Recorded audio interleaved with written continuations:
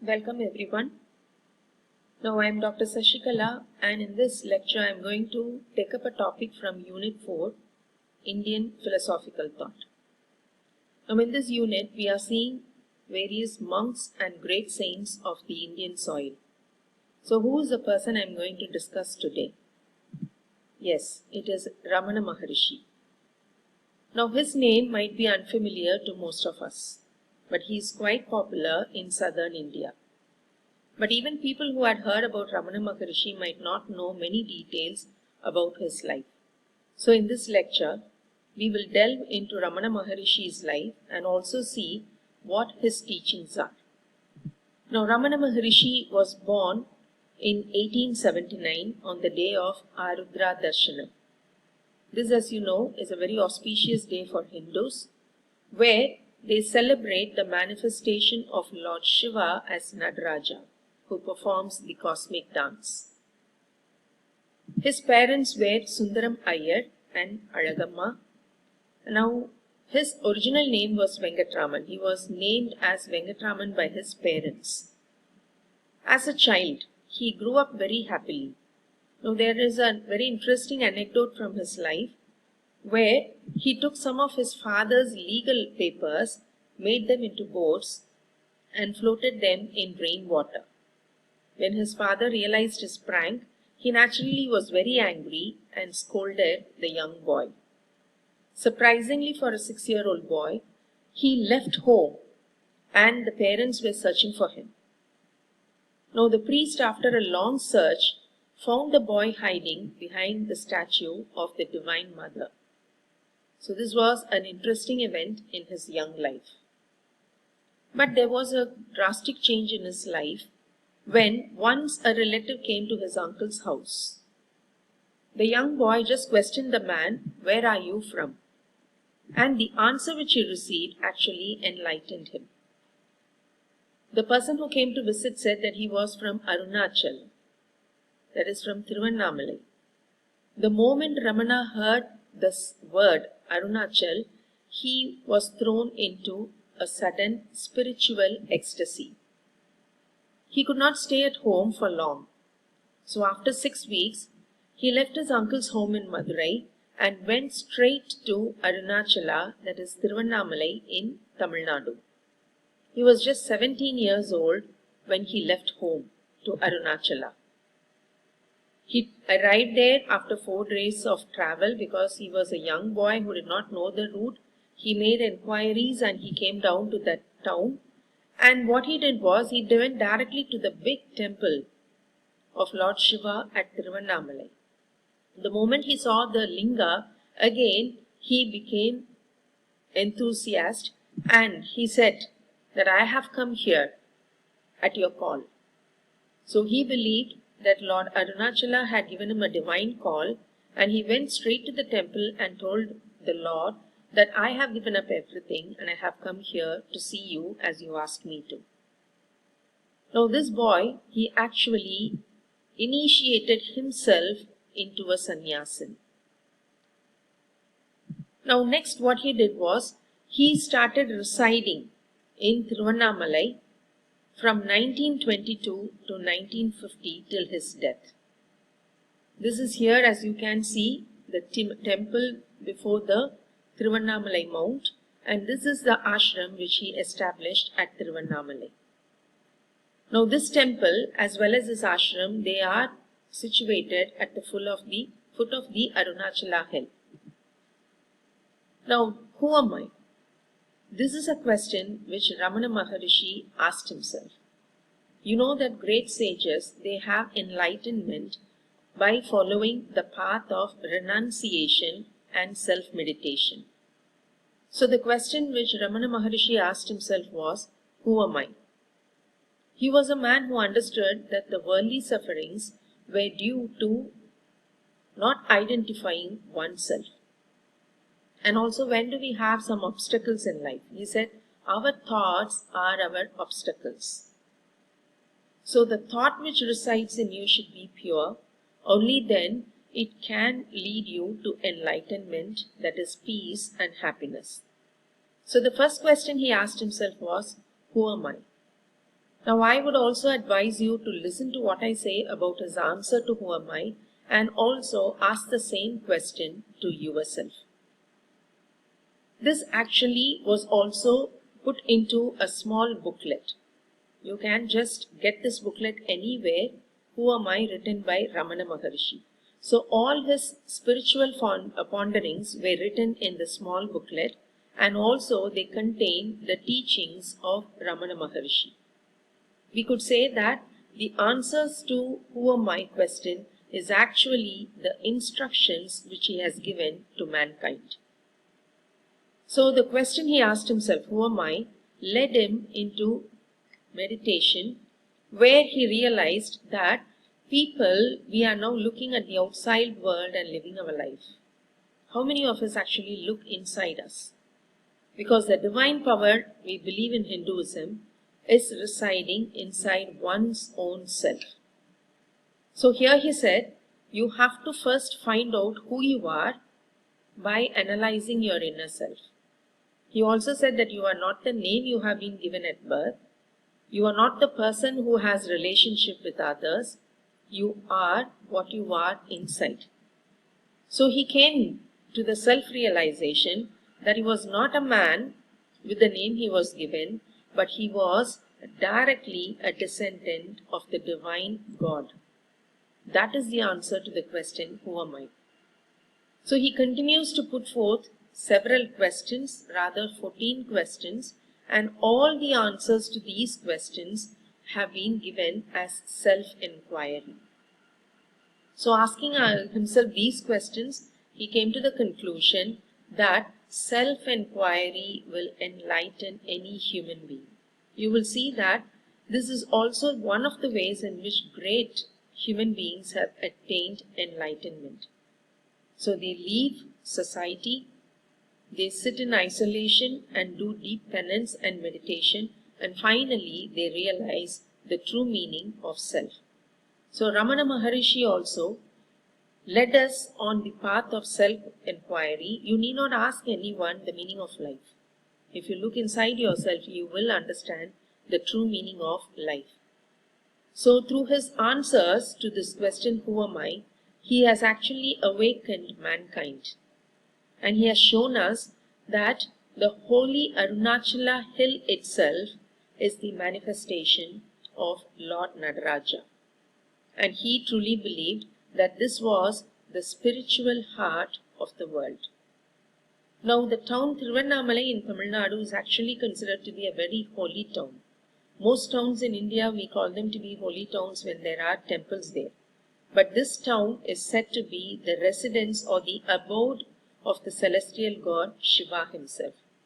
So since as a young boy he had entered into this town, he believed that he had found the answer to the question, who am I, by deeply putting himself into self-inquiry. So here he says, you did not say I in sleep. So the pronoun I he questions. You are not the name. You are not the person other people see. You are not the one who is having relationship as a son, father or grandfather to other people. And also he penetrated deep into his mind and found that when we are asleep, we do not know who we are. We do not ask, who am I?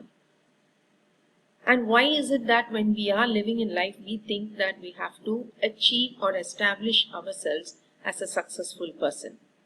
Because we always think of the body with which we are born. So he asks us, find out where this I comes from. Only then will you realize that it is not the body you are born with and the people who you are surrounded with, it is the innermost being. And also this body, as we know, it dies and it cannot live after the death. But the inner soul, that is the true I which he gives as answer, is perpetual. That is why he says the self, the inner self, I, is infinite and there is no end actually to it. So here he puts forth the thoughts that self-inquiry is the best way to liberate oneself from this worldly life. You know that the Hindu Dharma preaches that we all have to reach moksha. Moksha is actually reaching the feet of God. But we humans find it very difficult to attain moksha because we live on earth through our senses. We only look at the world outside. That's why here Ramana Maharishi says, turn inwards. If you understand who you are and what is the purpose of your life, naturally you will be liberated from this worldly life. Now, how am I to liberate my mind? We know that our mind is crowded with thoughts. No person, even in sleep, can be free of thoughts. So he says, think of the I inside you. Allow yourself to question, who is this I? Who am I? Only then he knows that your thoughts will be destroyed. So he advises us, don't look around you and allow your thoughts to pile up in your mind. Look inwards, which will destroy actually thoughts.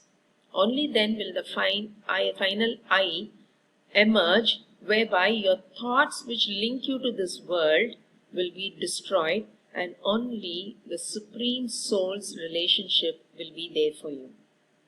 This is where you become a non-dual self. We are not separate from God. That's why he says, do self-inquiry. You will realize that you are actually the Paramatma itself. You have come from the Lord, and you will be able to liberate yourself and finally achieve moksha and go back to Him. So don't have the false identification of self as the name and the body you are born with. Try to ask yourself this question, I.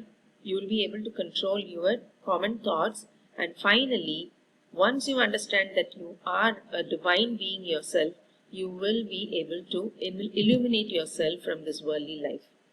So here he says, if you start looking inwards, self-inquiry will become very easy, and that mostly is of course aided with concentration through meditation. Now look at what he has said. That which comes and goes, rises and sets, is born and dies, is the ego. So we in this world always think of the wealth we have to accumulate, the greatness we have to achieve, which naturally bolsters our ego. But that which always abides, never changes, and is devoid of qualities is the self. So the inner soul, he says, it does not run after money, wealth and recognition. So turn inwards. You will see that ego is not there in the self. That is where you have truly attained illusion. Now, how to control our mind? We know that as humans it is very difficult for us to control our thoughts. So here he gives us some tips as to control our mind. First one he says is breath control. We should understand that in India, prana is said to be the most important. If we control our breath, if we breathe in deeply, continuously, you will see that your mind will definitely be controlled. So first and foremost he says, practice pranayama. Next he says, it's difficult for us to concentrate on the concept of God without having a form in mind. That is why in India we have idol worship. So think of some God which you prefer and meditate on that God. Though in Hinduism we believe that there is only Paramatma, and all the other God forms which we worship is only a manifestation of the Paramatma, still he says, for you to have concentration, meditate on any form of God which you prefer. The next tip he gives for controlling our thoughts is repetition of certain mantras. You know that while we sit for meditation, it will be very difficult for us to control our thoughts. But when you allow a mantra to be chanted in your mind, you will be able to control and concentrate better on your meditation. Now, diet. This again is very closely linked with spiritual thoughts. Eating too much naturally makes you more involved in worldly life. That is why yogis and sannyasins, they rigorously practiced diet control. So again another tip he gives here is eat the right food in the right quantities. Only when you do these small steps does he say that you will find it very easy to begin your self-inquiry. For your self-inquiry, you need a focused mind. So follow these steps where you control your breath, you start meditating on God, you start repeating certain mantras so that the thoughts are obstructed, and also the food which we eat should aid our body to control its thoughts. Now he also says, thoughts which should also be positive should be instilled in our mind. Every bad person also has good thoughts in them. So we should consciously practice whereby we do not have bad thoughts even for our enemies. So try to enlighten yourself by thinking only good thoughts and doing away with all other negative emotions. So the extent to which your thoughts are pure, your self-inquiry will be very quick. That is why he said you will get good results if you have good thoughts in you. And again, once you start doing these rigorous practices, you will be able to control your mind. That is where you can be anywhere, but still your inner thoughts will be pristine and pure. Now he asks the mind, O mind, it is not wise for you to come out in the form of thoughts. Even great sages have found it very difficult to control their thoughts. So for us common human beings, this could be a very laborious task where we control our thoughts. That's why he said, you always crowd my mind. So what is the best way to prevent our thoughts? It is best to go within. Hide yourself deep within the heart and escape from the tricks of Maya, who tries to upset you by drawing you outwards. So once you start your self-inquiry, you will turn inwards to your Atman. And you will not be tricked by Maya. What is Maya? It is a worldly life. The senses which attract you to everything in this world is Maya. That which is not permanent. That's why we call the world to be impermanent. But which is permanent here? Your thoughts when they turn inwards. That is why he said, don't allow your thoughts to trick you to live this worldly or Maya life. Turn inwards, you will be able to attain self-inquiry. And also he talks a lot about thoughts. When you give up thinking of outward objects and prevent your mind from going outwards and turn it inward and fix it in the self alone will remain. So this is where he gives a very simple teaching through his words. Thoughts. Control your thoughts where you are running after money, after people, after every pleasure you find in this world. Try to control the outward thinking and turn inwards. You will see that you are a pure being which needs to be nurtured. Have the good thoughts so that your inner being is also nurtured. Now here in this picture I am showing you a room in the Ramana ashram. This is the building where he spent the last few years of his life, and this is the room inside this building which is called as the Nirvana room. You know the meaning of the word Nirvana, which means enlightenment. So this is the room where he sat often and meditated. This building is actually to the east of the Ramana ashram, and this is where he also ended his life. So this is the room where he spent completely in solitude in the last few days of his life and passed away. Now this is from a journal that I have taken here. One morning, Sri Bhagavan quoted from a journal the following sentence: where psychology ends, philosophy begins. But where philosophy ends, spirituality begins. No use in talking about the philosophy of life, saying that this world is full of pain and suffering. Stop thinking of philosophy in that way and start upholding spirituality. So that is the message he gives to us. through his 5 hymns to Arunachala. He has written these hymns and they embody his devotional poetry. These poems talk about his inquiry and they are called as the marital gland, Ramana Malai as we call it. This is where he talks about his unition with the Supreme Being. So the symbolism of love and his union with God is manifested in these 5 hymns to Arunachala. And also he tells about the attitude of the soul. Now here we think that we need money to live and we also are not satisfied with the money we earn. We crave for more. But he tells about the soul which is resting inside you silently, waiting for you to lead it to the path of salvation. So he says, have good thoughts, radiate peace and self-awareness to the global community. It is not just enough if an individual has enlightenment, he has to enlighten the whole world.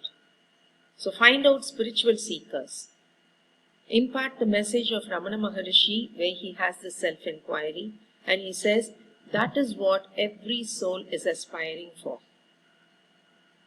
Now even after his death, nearly 70 years after his death, people are still attracted to his ashram. They come there, they reside in peace, they take away the lessons of self-inquiry and salvation in life. So his samadhi attracts people not just from Tamil Nadu but from all over India as well as from across the world. Now self-awareness is the primary teaching of Ramana Maharishi. So once you are aware of yourself, all else will become known. Don't try to find something outside yourself. Once you delve into yourself and find out who you are, you will know everything. Now what is this everything? You will start understanding life, you will understand the universe and what is your role in life.